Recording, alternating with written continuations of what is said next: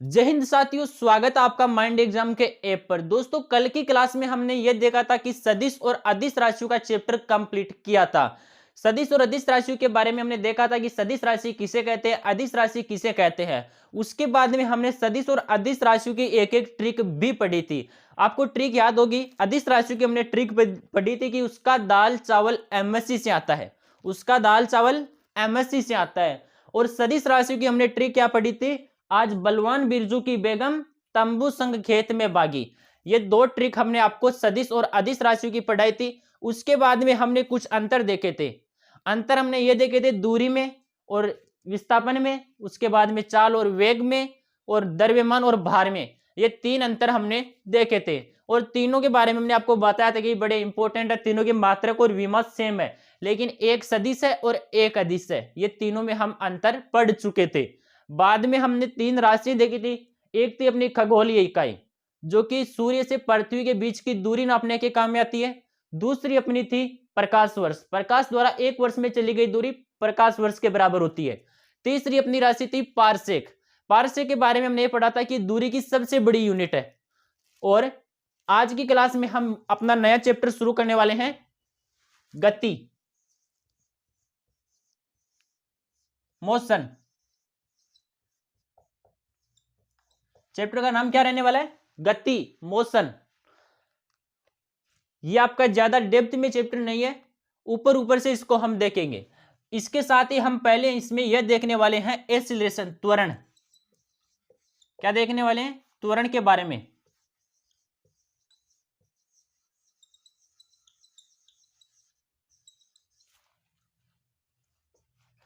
Acceleration, त्वरण के बारे में हम देखने वाले हैं कि त्वरण किसे कहते हैं। हालांकि हमने त्वरण की परिभाषा पहले पढ़ी भी थी और त्वरण की मात्रक और विमा भी हमने निकाल लिया था, लेकिन त्वरण इस चैप्टर में काफी ज्यादा काम में आएगा। वेग भी काम में आएगा अपना। त्वरण के बारे में हमने बात करी तो त्वरण के बारे में हमने आपको क्या बताया था कि त्वरण किसे कहते हैं, वेग में परिवर्तन की दर को। जी, वेग में परिवर्तन की दर को त्वरण कहते हैं। तो आप इसका सूत्र क्या लिखोगे, वेग में परिवर्तन की दर यही हुई, वेग बटा समय, यानी कि वेलोसिटी अपॉन टाइम। ये आपके त्वरण का सूत्र हो गया। इसको किससे लिखते हैं, इसको ए वेक्टर से लिखते हैं। ए वेक्टर बराबर V upon T, V vector upon T.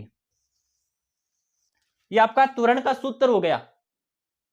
ये त्वरण का सूत्र ए, इसको याद रखना है। ए काफी ज्यादा काम में आएगा। इसके बाद में हम गति के तीन समीकरण पढ़ेंगे, बाद में गति के हम तीन नियम पढ़ेंगे, और ये आपके सभी में काम में आने वाला है। ए, त्वरण। त्वरण की परिभाषा क्या हो गई, वेग में परिवर्तन की दर को त्वरण कहते हैं।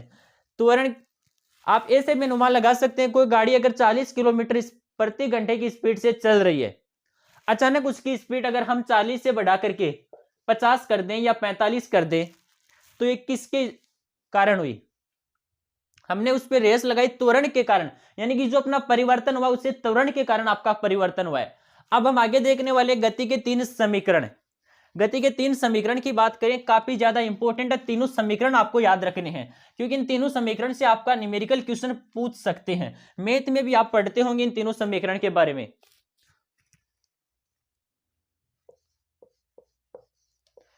क्या पढ़ने वाले हैं, गति के समीकरण।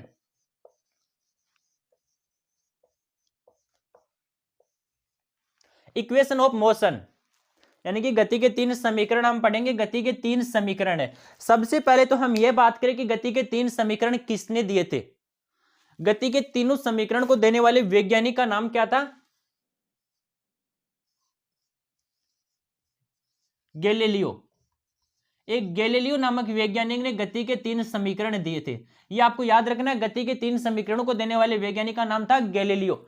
गैलीलियो नामक वैज्ञानिक ने गति के तीन समीकरण दिए थे, और तीनों समीकरण आपको याद रखने और आपको याद भी होंगे, क्योंकि छोटी क्लास में आपने पढ़ा भी होगा। जैसे बात करें तो 9th 10th में भी आपके ये था, तो आपने 9th और 10th में भी आपने पढ़ा था कि गति के तीन समीकरण कौन कौन से होते हैं। पहले हम बात कर लेते हैं गति के प्रथम समीकरण के बारे में।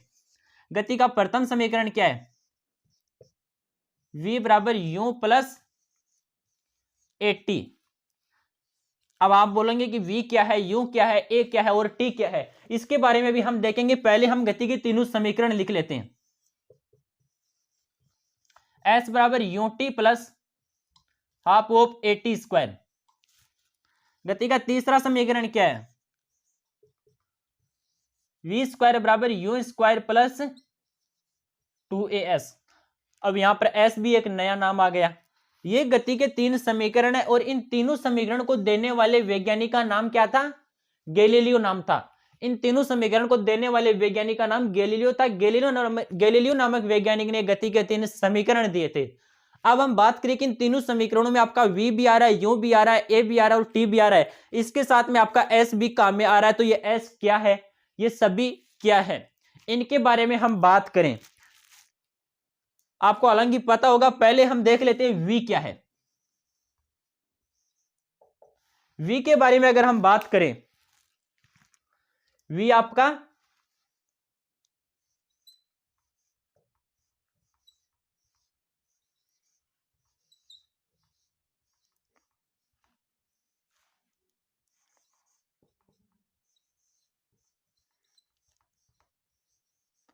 v आपका अंतिम वेग है, u प्रारंभिक वेग है, और क्या है इसमें? t आपका समय है। ए अभी अभी हमने आपको बताया था कि ए को किससे लिखते हैं? त्वरण को ए से लिखा जाता है। उसके अलावा आपका इसमें एस काम में आ रहा है। एस क्या है? विस्थापन है। इसमें विस्थापन के बारे में हमने आपको कल बताया था। ये आपको याद रखने, यानी कि v क्या है? v अंतिम वेग है, u प्रारंभिक वेग है, a आपका त्वरण है और t आपका टाइम है। s की बात करें तो s आपका विस्थापन है। ये आपको तीनों समीकरण नोट कर लेने, बड़े इंपॉर्टेंट है तीनों समीकरण। तीनों से आपका न्यूमेरिकल क्वेश्चन पूछ सकता है अगला। इनके बारे में हम क्वेश्चन भी देखेंगे कि क्वेश्चन इनसे कैसे बनता है। लेकिन आपको पहले ये तीनों समीकरण याद रखने। याद क्या रखने? v बराबर यू प्लस ए टी पहला समीकरण। दूसरा समीकरण क्या हुआ? s बराबर u t plus half of a t square. तीसरा समीकरण है v स्क्वायर बराबर u square plus 2as। v अपना अंतिम वेग है, u प्रारंभिक वेग है, t समय है, a त्वरण है और s क्या है? विस्थापन है। इनकी आपको वैल्यू देगा कि v की वैल्यू इतनी है, u की वैल्यू इतनी है, t की वैल्यू इतनी है, और एक चीज इसमें से नहीं देगा। मान लिया कि आपको v नहीं दिया और ये सभी वैल्यू दे देगा और पूछेगा कि इसको हल कीजिए, तो आपको इसको हल करना है और v की वैल्यू निकालनी है। इसी प्रकार s की वैल्यू पूछ सकता है। ऐसे क्वेश्चन आपसे इसमें पूछ सकता है, न्यूमेरिकल क्वेश्चन। हालांकि बहुत इजी क्वेश्चन इससे बनता है। आपको पहले तीनों समीकरण याद करने। गति के तीनों समीकरण को किसने दिया था? यह बड़ा इंपॉर्टेंट है। गति के समीकरणों को देने वाले वैज्ञानिक का नाम क्या था? गैलीलियो था। गति के तीनों समीकरण को देने वाले वैज्ञानिक का नाम गैलीलियो था। आगे हम इसके बाद में पढ़ेंगे गति के नियम। और गति के नियम किसने दिए थे? गति के नियम न्यूटन नामक वैज्ञानिक ने दिए थे। ये आपको कंफ्यूजन करेंगे कि गति के तीनों समीकरण किसने दिए? गैलीलियो ने दिए। और गति के तीनों नियम किसने दिए? न्यूटन ने दिए। इसको आपको नोट पॉइंट लगा करके लिख लेना है। अभी हम गति के तीनों नियम पढ़ेंगे इसके जस्ट बाद में। पहले हम इसका एक से दो क्वेश्चन देखेंगे कि गति के समीकरणों से आपसे कैसे क्वेश्चन पूछा जा सकता है। उसके बाद में हम गति के तीनों नियम पढ़ेंगे। गति के तीनों नियम को न्यूटन नामक वैज्ञानिक ने दिया था, जबकि गति के समीकरण गैलीलियो वैज्ञानिक ने दिए थे। पहला समीकरण आपका क्या है? v बराबर u plus a t, s बराबर u t plus half of a t square, v square बराबर u square plus 2as। s आपका विस्थापन है, a आपका त्वरण है, t आपका समय है, v प्रारंभिक वेग है और v अंतिम वेग है और u प्रारंभिक वेग है। ये आपको याद रखना है। अब हम बात कर लेते हैं इससे आपका क्वेश्चन कैसे पूछ सकता है। अगला क्वेश्चन की बात करें,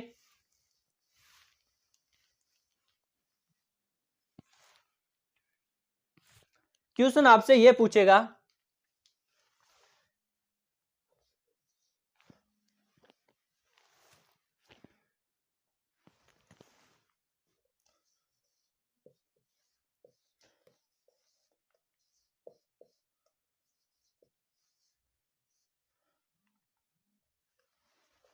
आपसे क्वेश्चन पूछेगा कोई गाड़ी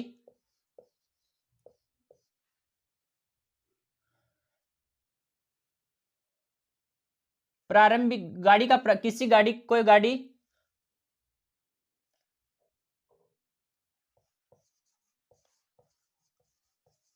जिसका प्रारंभिक वेग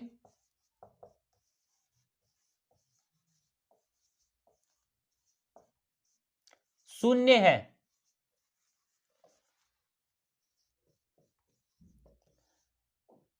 गाड़ी का अंतिम वेग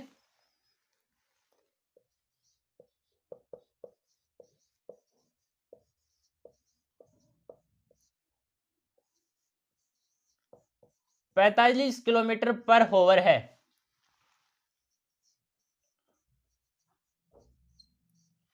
और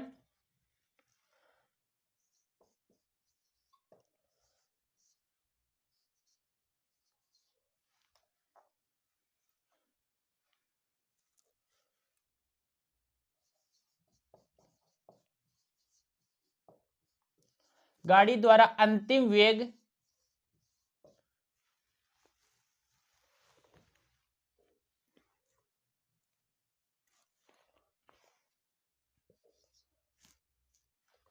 प्राप्त करने में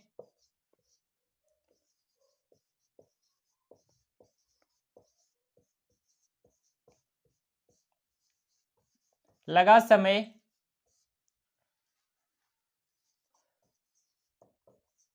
2 घंटे है। तो गाड़ी का त्वरण ज्ञात कीजिए।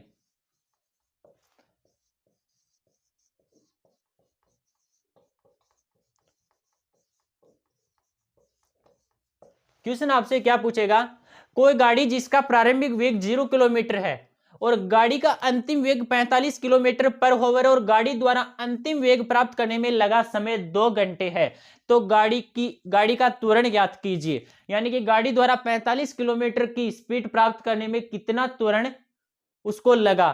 तो आप कौन सी समीकरण से ज्ञात करोगे, पहली से ज्ञात करोगे या दूसरी से ज्ञात करोगे या तीसरी समीकरण से ज्ञात करोगे, ये आपको इसमें देखना है। पहले हम बात कर लेते हैं कि इसमें क्या क्या दे रखा है हमको। इन दो समीकरण को हम, क्योंकि इसमें आपकी पहली समीकरण काम में आने वाली है। आपको क्वेश्चन में क्या क्या दे रखा है पहले आपको यही देखना है। क्वेश्चन में आपको दे रखा है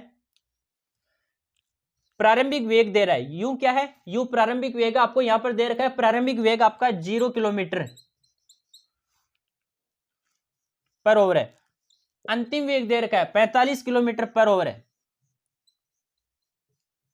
यहां पर अंतिम वेग दे रखा है, अंतिम वेग को किससे लिखते हैं, वी से लिखते हैं, तो v बराबर 45 किलोमीटर पर ओवर हो गया। आगे के क्या दे रखा है, गाड़ी द्वारा अंतिम वेग प्राप्त करने में लगा समय 2 घंटे है। यानी कि आपको टाइम दे रखा है, टाइम आपको 2 घंटे का समय लगा है। यानी कि 45 किलोमीटर की स्पीड प्राप्त करने में गाड़ी को 2 घंटे का समय लगा। बाद में क्या दे रखा है, आपसे पूछा क्या है, त्वरण ज्ञात कीजिए, आपसे ए पूछा है, ये आपको ज्ञात करना है। तो आप कौन सी समीकरण का प्रयोग करोगे, आप पहली समीकरण का प्रयोग करोगे, क्योंकि v दे रखा है, u दे रखा है और t दे रखा है, आपको ज्ञात ए करना है, यानी कि त्वरण ज्ञात करना है। तो आप पहली समीकरण का प्रयोग करोगे और पहली समीकरण में आपको ये मान रखने हैं और मान रखते ही आपका आंसर आएगा। अब आप मान क्या रखोगे, v बराबर क्या दे रखा है 45 किलोमीटर और u बराबर 0 दे रखा है, तो आप यहां पर मान रखोगे आप यहां पर v बराबर 45, u बराबर 0 प्लस ए आपको ज्ञात करना है, t बराबर 2 दे रखा है, आपको यही दे रखा है। अब a बराबर 0 है तो a को तो यहां से हटा दीजिए, ज्ञात आपको a करना है, तो a बराबर क्या हो गया 45/2 यानी कि 22.5 आपकी त्वरण आ गया। ये त्वरण का मात्रक आपको पता है, आपको त्वरण का मात्रक क्या लिखना है, अभी अभी हमने आपको बताया था त्वरण का मात्रक। ऐसा क्वेश्चन अगला आपसे पूछ सकता है, ऐसा क्वेश्चन आपका दूसरे समीकरण से बन सकता है, ऐसा क्वेश्चन आपके तीसरे समीकरण से बन सकता है। बाकी ज्यादा बड़ा क्वेश्चन या ज्यादा लेंथी क्वेश्चन आपसे बिल्कुल नहीं पूछेगा, बिल्कुल इजी क्वेश्चन पूछेगा। ऐसा क्वेश्चन भी आपको हिंदी भाषा में लिखा हुआ नहीं मिलेगा, बिल्कुल सिंपल क्वेश्चन आपसे पूछेगा।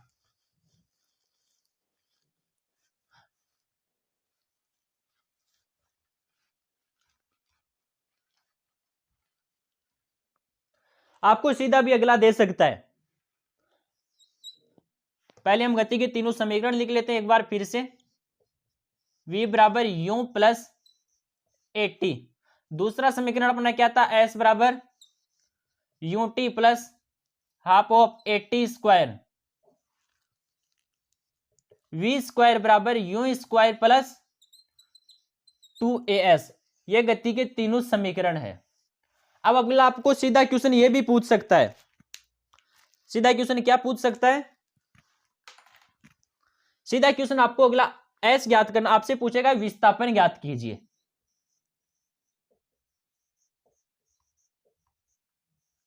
विस्थापन आपको ज्ञात करना है, बाकी आपको वैल्यू देगा किसी वस्तु का प्रारंभिक वेग, सीधा यहां पर लिख देगा प्रारंभिक वेग बराबर 45 किलोमीटर पर ओवर। अंतिम वेग आपसे देगा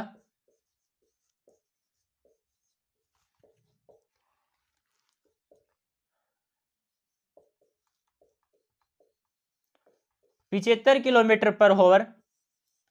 आपको त्वरण देगा 5 किलोमीटर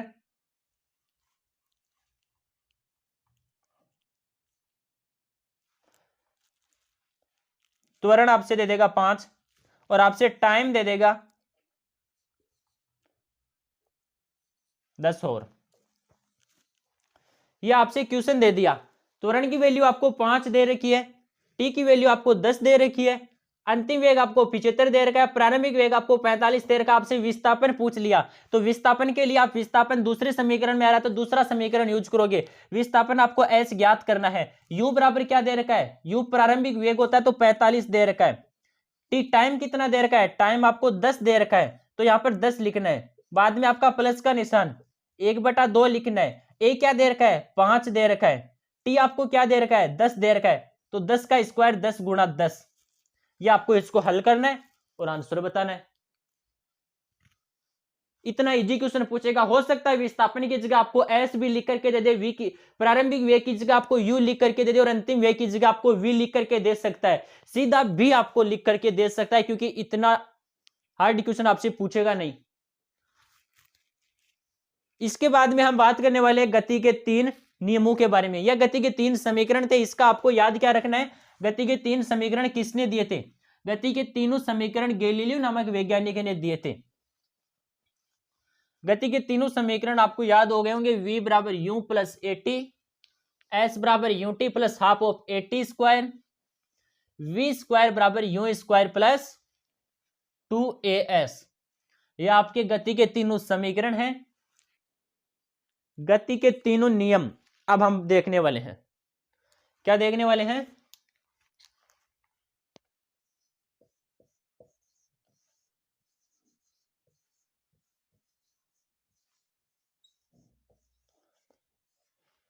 इनमें आपका एक नियम बहुत ही इंपॉर्टेंट है, गति का तीसरा नियम, तरतीय नियम, क्रिया प्रतिक्रिया का नियम, बहुत ही इंपॉर्टेंट नियम है। उससे क्वेश्चन बन सकता है। बाकी गति के तीनों समीकरणों से भी क्वेश्चन, न के बराबर चांस है कि आपसे गति के तीनों समीकरणों से क्वेश्चन पूछे, क्योंकि इतना हार्ड क्वेश्चन आपसे फिजिक्स से नहीं पूछा जाएगा। क्वेश्चन अगर आपसे फिजिक्स से पूछा जाएगा तो 1 से 2 क्वेश्चन आएगा, और वो बहुत इजी क्वेश्चन आपसे पूछा जाएगा। हो सकता है गति के तरतीय नियम से क्वेश्चन पूछ सके, क्योंकि हर एग्जाम में उसे क्वेश्चन देखने को मिलता है। उससे पहले हम एक परिभाषा पढ़ेंगे। परिभाषा किसकी पढ़ेंगे हम, परिभाषा हम देखेंगे बल, फोर्स। बल किसे कहते हैं, डेली आप यूज में करते हैं। बल क्या होता है, बल का सूत्र आपको पता होगा। पहले हमने इसकी मात्रक और विमा आपको बता दी थी कि बल का सूत्र क्या होता है। बल का सूत्र हमने क्या बताया था, F बराबर ma, बल बराबर द्रव्यमान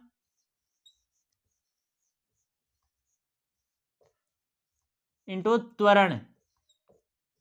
यह हमने आपको बल की परिभाषा बताई थी कि द्रव्यमान और त्वरण का गुणनफल क्या कहलाता है, बल कहलाता है। F बराबर ma, ये आपका इसका सूत्र है। मात्रक और विमा हमने आपको इसकी बताई थी,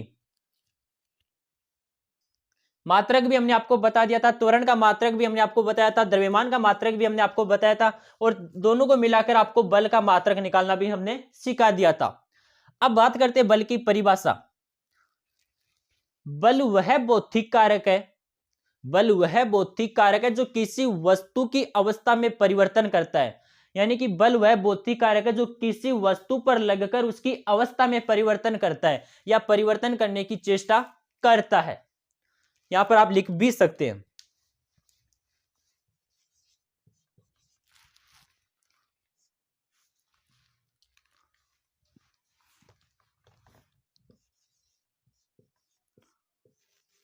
बल वह भौतिक कारक है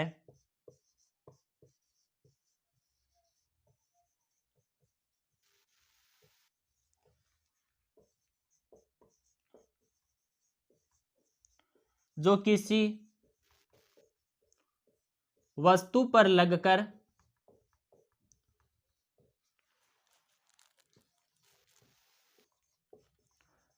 उसकी अवस्था में,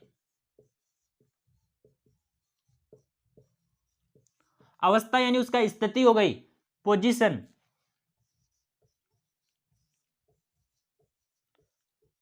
परिवर्तन कर देता है।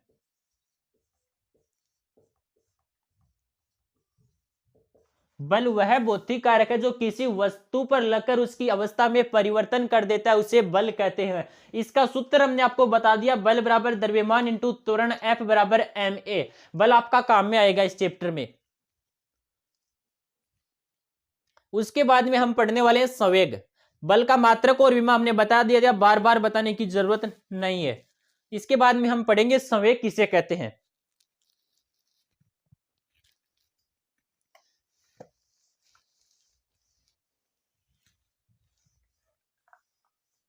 संवेग क्या होता है?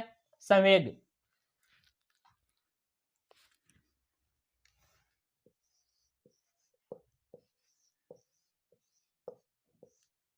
संवेग को P से लिखते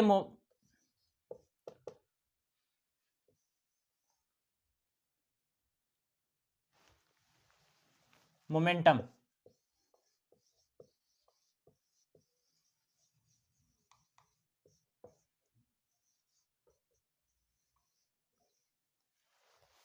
संवेग क्या होता है? P बराबर mv। संवेग के बारे में बात करें तो संवेग भी इसमें काम में आएगा। गति के 3 नियम पढ़ेंगे हम। गति के तीनों नियम को किसने दिया था? बात करें तो गति के तीनों नियम को दिया था न्यूटन ने। गति के 3 समीकरण गैलीलियो ने दिए थे, जबकि गति के तीनों नियम न्यूटन नामक वैज्ञानिक ने दिया था। यह बाद में हम पढ़ेंगे। इसकी बात करें तो इसको संवेग P बराबर क्या होता है?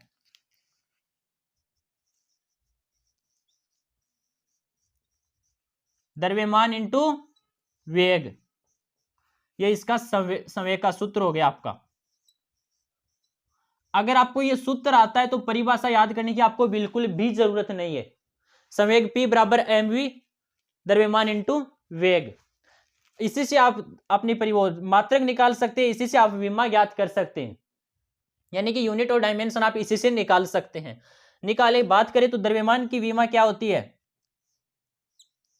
m1 l0 t0। वेग की विमा की बात करें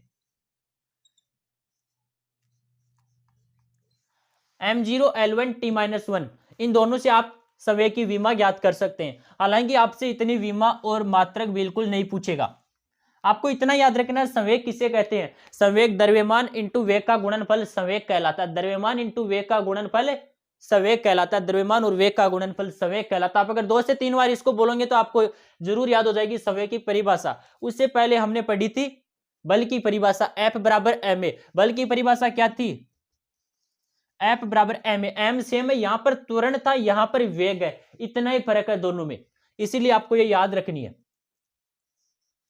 ये आपका बल है, ये आपका संवेग है।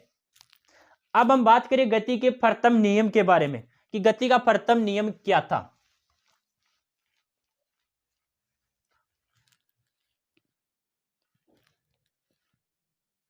गति के प्रथम नियम की अगर हम बात करें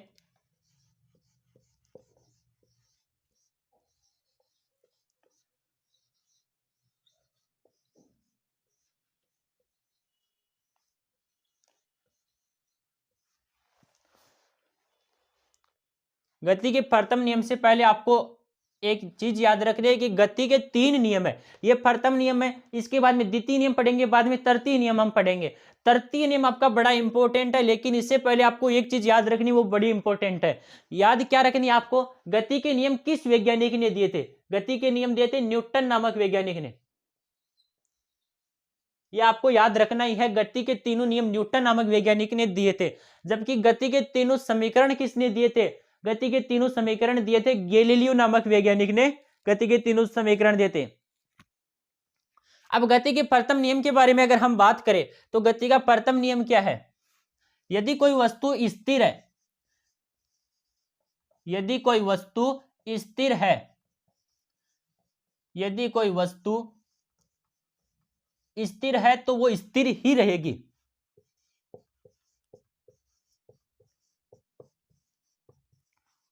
यदि कोई वस्तु स्थिर है तो वह वस्तु स्थिर ही रहेगी।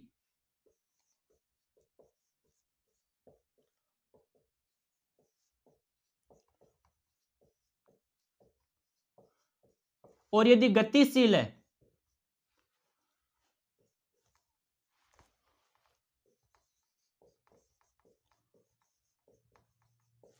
और यदि गतिशील है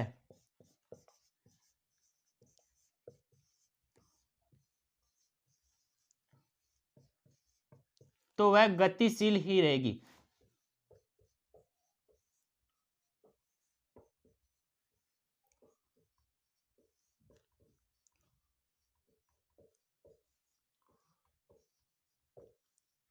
जब तक कि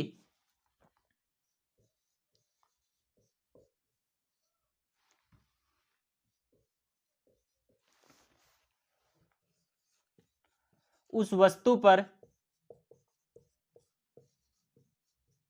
कोई बल कार्य ना करे, कोई बल कार्य ना करे। यानी कि यदि कोई वस्तु स्थिर है तो वो स्थिर ही रहेगी, और यदि कोई वस्तु गतिशील है तो वो गतिशील ही रहेगी, जब तक कि उस पर कोई बल कार्य ना करे। ये आपका गति का प्रथम नियम है। अब इससे आपको क्या निष्कर्ष निकलता है? आपको ये बिल्कुल याद नहीं रखना है। आपको याद क्या रखना है? यदि कोई वस्तु, मान लीजिए गाड़ी आगे चल रही है आपकी 45 किलोमीटर पर आवर की स्पीड से, अगर आपकी गाड़ी चल रही है या बाइक चल रही है तो वो गतिशील ही रहेगी जब तक कि उस पर कोई बल कार्य ना करे। अब उस पर बल कोई सा भी कार्य कर सकता है। आप हो सकता है घर्षण बल उस पर कार्य करता है। जब हम गाड़ी चलाते हैं या बाइक चलाते हैं तो रोड के द्वारा उस पर घर्षण बल लगाया जाता है, तभी वो गाड़ी धीरे हो जाती है। जैसे जैसे वो आगे चलती जाती है धीरे होती जाती है, क्योंकि उस पर घर्षण बल कार्य करता है। और हम ब्रेक लगाते हैं, वो हम खुद का फोर्स लगाते हैं उसके ऊपर। तो इसमें साफ लिख रखा है कि जब तक वो गतिशील है वो गतिशील ही रहेगी, या जब तक वस्तु स्थिर वो स्थिर ही रहेगी, जब तक उस पर कोई बल कार्य ना करे। आपकी गाड़ी बंद है और खड़ी है, आप उस पर जब तक बल नहीं लगाओगे तब तक वो बिल्कुल नहीं चलेगी। तो वो स्थिर है तो वो स्थिर ही रहेगी, क्योंकि उस पर कोई बल कार्य नहीं कर रहा है। और अगर आप उस पर बल लगाओगे तो वो आपकी स्पीड में चलने लगेगी। यही आपका नियम, आपको ऐसे सिंपल भाषा में याद रखना है। ये आपको मान बिल्कुल याद नहीं रखना है। ये परिभाषा आपको बिल्कुल भी याद नहीं रखनी है। ये आपको केवल समझने के लिए है कि यदि कोई वस्तु स्थिर है, यानी कि कोई वस्तु है, आपकी बाइक स्थिर है, खड़ी है बाइक, वो स्थिर ही रहेगी जब तक कि आप उस पर कोई बल कार्य नहीं करोगे। यानी कि या तो आप अपने बल पर उसे आगे नहीं चलाओगे, या फिर उसके खुद के फोर्स पर, यानी कि उसे स्टार्ट करके आगे नहीं चलाओगे, तब तक वो स्थिर ही रहेगी, उसी जगह पर रहेगी। वो अपने आप चल करके आगे कहीं पर नहीं जाएगी। और यदि कोई वस्तु गतिशील है, यानी कि आपकी गाड़ी 45 या 50 किलो, मान लीजिए 45 किलोमीटर प्रति आवर की स्पीड से चल रही थी, 45 किलोमीटर की आपकी गाड़ी की स्पीड थी, और आपने अचानक उस पर से रेस हटा दी और ब्रेक भी आपने नहीं मारे, लेकिन वो गाड़ी धीरे धीरे स्थिर होने लगती है, यानी कि लास्ट तक वो 0 की स्पीड अपने आप रुक जाती है। ऐसा क्यों होता है? क्योंकि उस पर घर्षण बल कार्य करता है, सड़क के द्वारा उस पर घर्षण बल लगाया जाता है। तो कोई ना कोई जब तक बल कार्य नहीं करेगा तब तक आपकी गाड़ी चलती रहेगी। उस पर अगर वो घर्षण बल कार्य नहीं करता तो ये गाड़ी आपकी 45 किलोमीटर की स्पीड से चलती रहती। आपको ना ईंधन की जरूरत पड़ती उसमें, ना किसी और की जरूरत पड़ती। आपको केवल एक बार उसकी स्पीड अगर आपने 45 की पहुंचा दी तो वो 45 की भी चलती। लेकिन घर्षण बल, इस पर घर्षण बल लग रहा है, इसीलिए आपकी गाड़ी की स्पीड कम हो गई। अगर घर्षण बल कार्य नहीं करता तो आपकी 45 किलोमीटर की स्पीड से गाड़ी चलती। यही आपका गति का नियम है, न्यूटन का प्रथम नियम, कि यदि कोई वस्तु स्थिर है तो वो स्थिर रहेगी, यदि वो गाड़ी गतिमान है तो वो गतिमान रहेगी जब तक कि उस पर कोई बल कार्य ना करे। ये आपका न्यूटन की गति का प्रथम नियम है। अब दूसरे नियम की हम बात करें,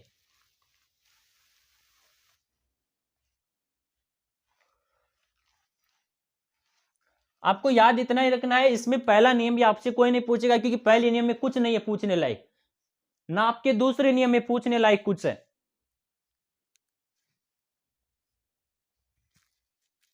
अब दूसरे नियम की अगर हम बात करें, गति का दूसरा नियम, आपको इसमें याद इतना रखना है कि गति के नियम किस वैज्ञानिक ने दिए थे? गति के नियम देते न्यूटन नामक वैज्ञानिक हुए थे, उसने गति के नियम दिए थे। और गति के तीनों समीकरण किसने दिए थे? गति के तीनों समीकरण दिए थे गैलीलियो नामक एक वैज्ञानिक हुए थे, उन्होंने गति के तीनों समीकरण दिए थे, जो कि पहले हम पढ़ चुके हैं। अब बात करते हैं हम गति का द्वितीय नियम।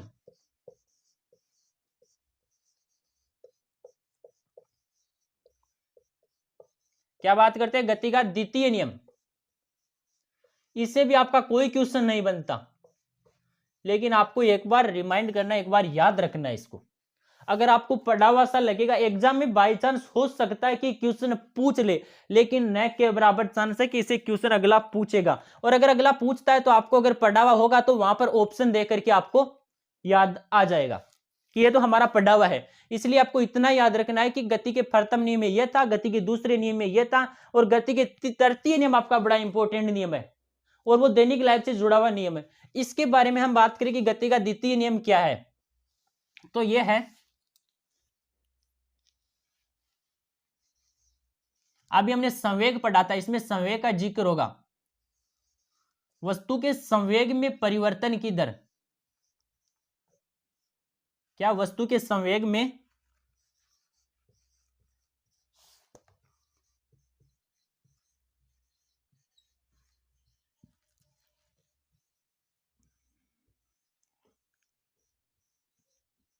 वस्तु के संवेग में परिवर्तन की दर आरोपित बल के समानुपाती होती है।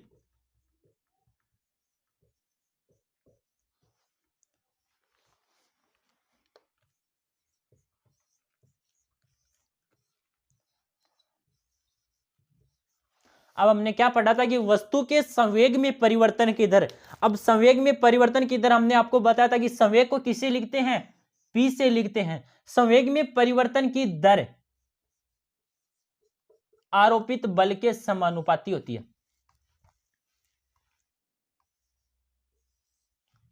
यह आपका गति का द्वितीय नियम है। बिल्कुल इसे एक भी क्वेश्चन नहीं बनता, आपके गति के द्वितीय नियम से कोई क्वेश्चन नहीं बनता। ना तो आपसे परिभाषा पूछेगा कि गति का द्वितीय नियम क्या है, कोई नहीं पूछेगा आपसे, ना आपसे यह पूछेगा। आपको बस याद रखना, अगर आपने एक बार पढ़ लिया और बाई चांस अगर क्वेश्चन आ गया तो आपको ऐसा लगेगा कि ये हमारा पढ़ा हुआ है और हो सकता है कि इसका यही आंसर हो, लेकिन इसे क्वेश्चन बनने का 1% भी चांस नहीं है, तो आपको टेंशन करने की बिल्कुल भी जरूरत नहीं है। गति का तृतीय नियम इसके बाद में हम पढ़ने वाले। गति का प्रथम नियम हमने अभी पढ़ा है। गति के द्वितीय नियम की बात करें तो वस्तु के संवेग में परिवर्तन की दर आरोपित बल के समानुपाती होता है। इसको हम इससे भी लिखते हैं, संवेग में परिवर्तन की दर आवेग भी कहलाती है, इसको हम जैसे भी लिखते हैं। ये क्या था? Del P. संवेग को किसे लिखते हैं? P upon del T. इसको आवेग भी कहते हैं। आवेग तो आपका पढ़ा हुआ होगा, आवेग कल हमने पढ़ा था, सदिश और अदिश राशियों की ट्रिक पढ़ी थी, उसमें हमने आवेग के बारे में लिखा था कि आवेग क्या होता है। ये आपका देख लीजिए, आवेग आ गया यहां पर। संवेग में परिवर्तन की दर आवेग कहलाती है, इतना याद रखना है। क्वेश्चन इसे भी नहीं बनता आपका। क्वेश्चन बनेगा तो अगले तीसरे नियम से आपका क्वेश्चन बनेगा, क्योंकि वो बड़ा इंपॉर्टेंट है, दैनिक लाइफ से जुड़ा हुआ नियम है। आपने एग्जाम्पल पढ़े होंगे कई बार, आपको किसी न किसी एग्जाम में भी देखने को मिला होगा कि घोड़ा गाड़ी को आगे खींचता है तो घोड़े को आगे कौन बढ़ाता है? घोड़ा तो जमीन पर बल लगा रहा है अपने पैरों से। अगर हम चलते तो हम तो जमीन पर बल लगा रहे हैं, हमें आगे कौन खिसका रहा है? हमें आगे चलने के लिए फोर्स कौन कर रहा है? हमें जमीन आगे चलने के लिए फोर्स कर रही है। यह आपका गति का तृतीय नियम है, क्रिया प्रतिक्रिया का नियम।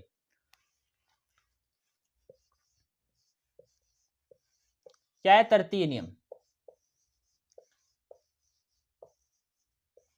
ये आपका थर्ड लॉ है। थर्ड लॉ क्या है? क्रिया प्रतिक्रिया का नियम है, इसे क्रिया प्रतिक्रिया का नियम भी कहते हैं।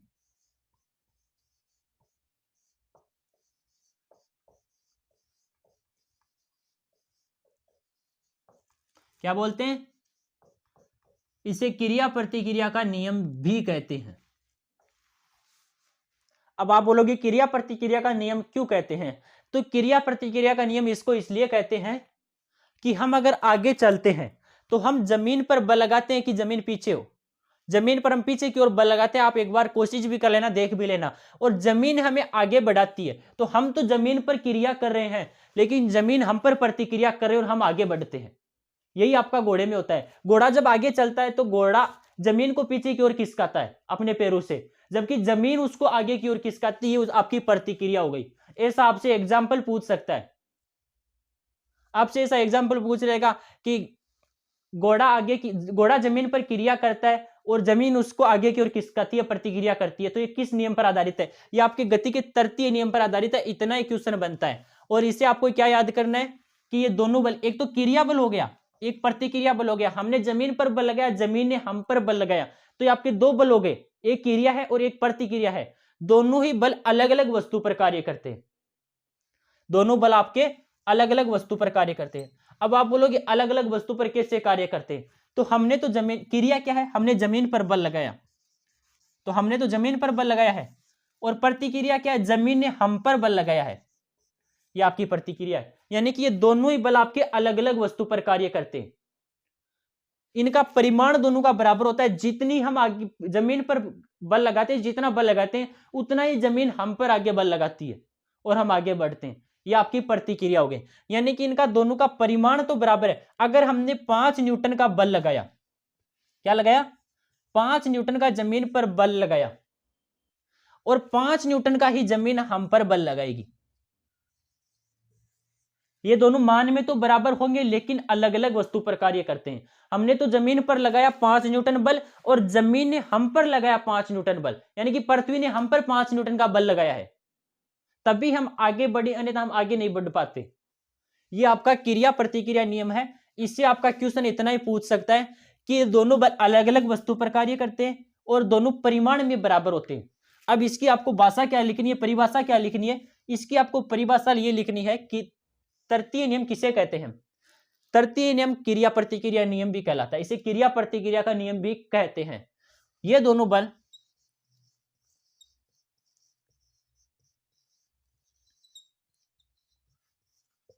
अलग अलग वस्तु पर कार्य करते हैं।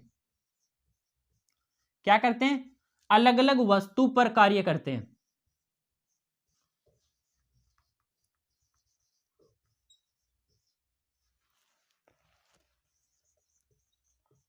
ये दोनों ही बल आपके अलग अलग वस्तु पर कार्य करते हैं।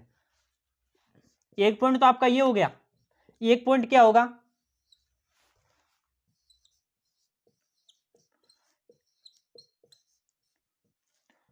ये दोनों बल परिमाण में बराबर होते हैं। क्या होते हैं? परिमाण में बराबर होते हैं। यानी कि अभी हमने आपको बताया था कि 5 न्यूटन बताया था,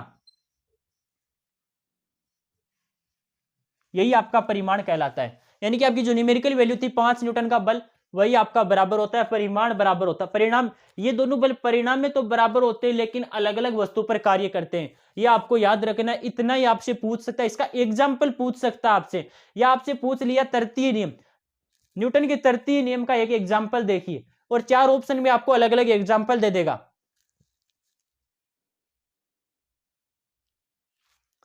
और ज्यादा इसे आपका न्यूमेरिकल क्वेश्चन नहीं पूछेगा, कोई न्यूमेरिकल क्वेश्चन इससे नहीं बनता है। आपका क्वेश्चन इतना ही बनता है कि तृतीय नियम क्रिया प्रतिक्रिया का नियम कहलाता है, और ये दोनों बल अलग अलग वस्तु पर कार्य करते हैं। इतना आपको याद रखना है। दोनों बल अलग अलग वस्तु पर कार्य करते हैं, दोनों परिमाण में बराबर होते हैं। अगर आपको समझ में नहीं आया तो एक बार मैं आपको फिर से बता देता हूं।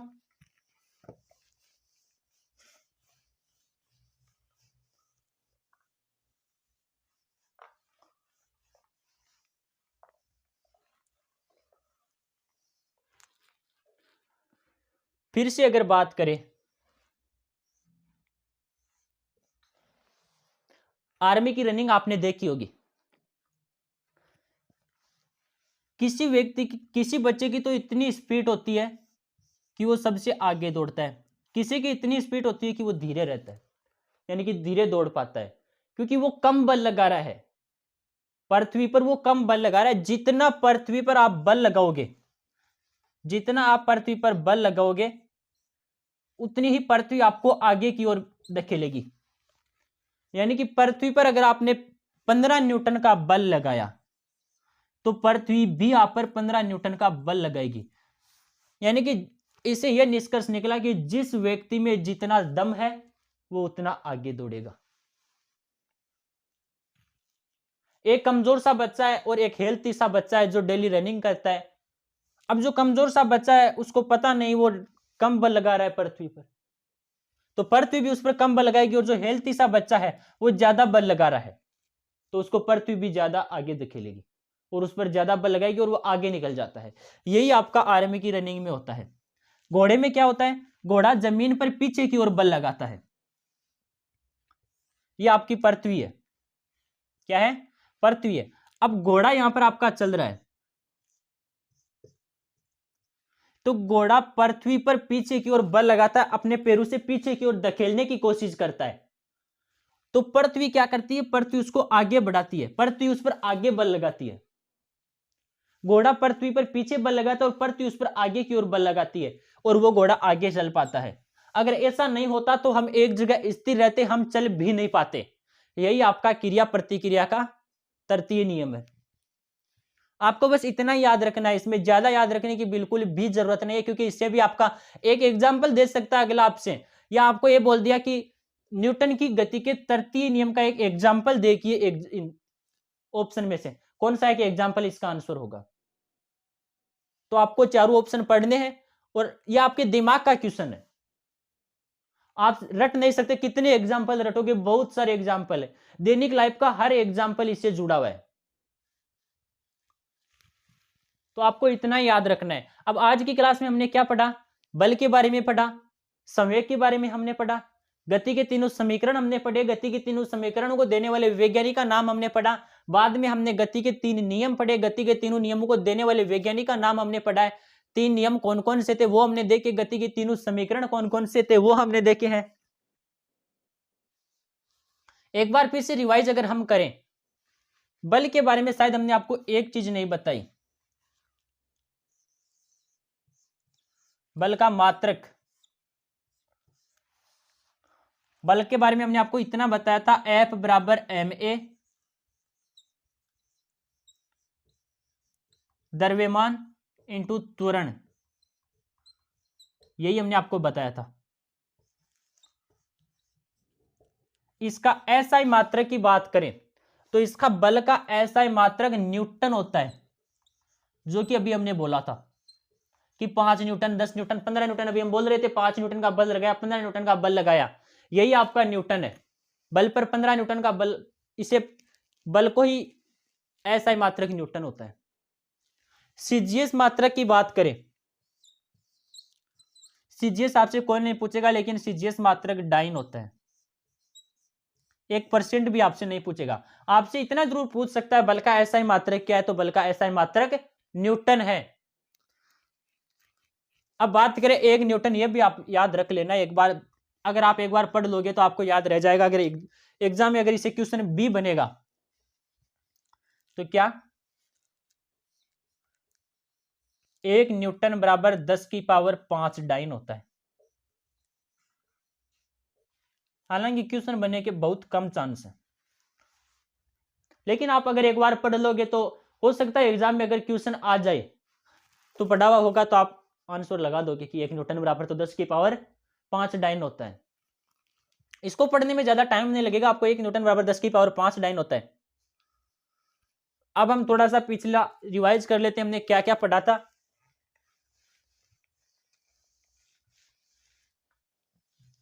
पहले हमने गति के 3 समीकरणों के बारे में डिस्कस किया था। गति के 3 समीकरण थे, गति के तीनों समीकरणों को देने वाले वैज्ञानिक का नाम क्या था, यह आपको अच्छे से याद हो गया होगा।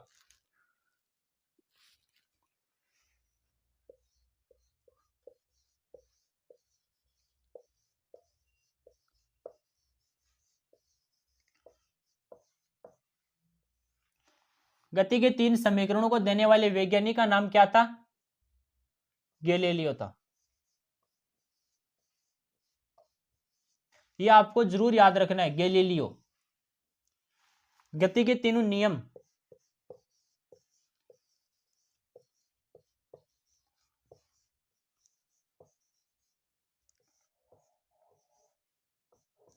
गति के तीनों नियमों को देने वाले वैज्ञानिक का नाम था न्यूटन। गति के तीनों समीकरण देने वाले वैज्ञानिक का नाम गैलीलियो था। गति के नियम देने वाले वैज्ञानिक का नाम न्यूटन था। गति के तीनों समीकरण के बारे में हम बात करें तो गति के 3 समीकरण कौन कौन से थे? v बराबर u प्लस AT। दूसरा समीकरण था अपना s बराबर ut plus half of AT square. तीसरा समीकरण था v स्क्वायर बराबर u स्क्वायर प्लस 2as। ये गति के तीनों समीकरण थे। इसके बाद भी हमने गति के 3 नियम पढ़े थे। न्यूटन नामक वैज्ञानिक ने गति के तीनों नियम दिए थे और तीनों नियमों के बारे में हमने देखा था कि तीनों नियम कौन से हैं। तृतीय नियम आपका थोड़ा सा इंपॉर्टेंट है, ना आपके प्रथम नियम से क्वेश्चन बनेगा, ना आपके दूसरे नियम से क्वेश्चन बनेगा। अगर क्वेश्चन बनेगा तो तीसरे नियम से क्वेश्चन बन सकता है। बल की परिभाषा हमने पढ़ी थी, वो अभी हमने डिस्कस कर ली है। उसके बाद भी हमने संवेग की परिभाषा पढ़ी थी। संवेग मोमेंटम P बराबर mv। द्रव्यमान और वेग का गुणनफल संवेग कहलाता है। द्रव्यमान और वेग का गुणनफल संवेग कहलाता है। इसके बारे में हमने पढ़ा था। उसके बाद में हम आवेग के बारे में देखा था। गति का द्वितीय नियम में आवेग की परिभाषा आई थी, वो आप एक बार फिर से देख लीजिए। आवेग को किससे लिखते हैं? अभी बताया था, जे से लिखते हैं।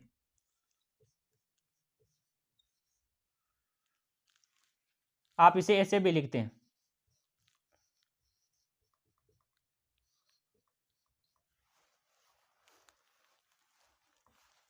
यह आपका आवेग हो गया।